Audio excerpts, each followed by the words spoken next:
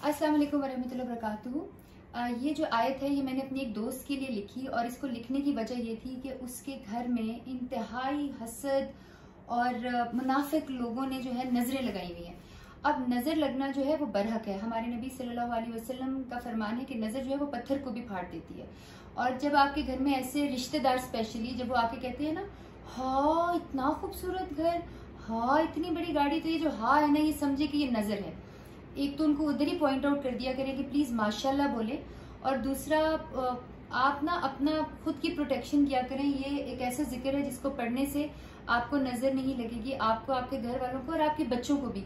और अनफॉर्चुनेटली ये जो नजरें लगती हैं ये सारे आपके करीबी रिश्तेदार और दोस्तों की ही लगती हैं, क्योंकि हम इंसान है ना, इंसान की फितरत होती है कि इंसान कम ज़र्फ होता है। जब आपको वो तरक्की करते देखते हैं तो उनकी तारीफ के अंदर भी कुछ ऐसे अल्फाज या कुछ ऐसी एक समझें कि एक ऐसी एनर्जी होती है जो कि आपके इर्द गिर्द की एनर्जी को खराब कर देती है और आपको नजर लगती है और आप मसाइब का शिकार हो जाते हैं। और हम में से बहुत सारी फैमिलीज ऐसी हैं जिन्हें पता ही नहीं है, वो कोई तावीज या इस तरह की चीजों के ऊपर पड़ जाते हैं। नहीं, मैं नहीं मानती कि आजकल के दौर में कोई जादू टोना कर सकता है, अगर करता है तो बड़ी हिम्मत की बात है।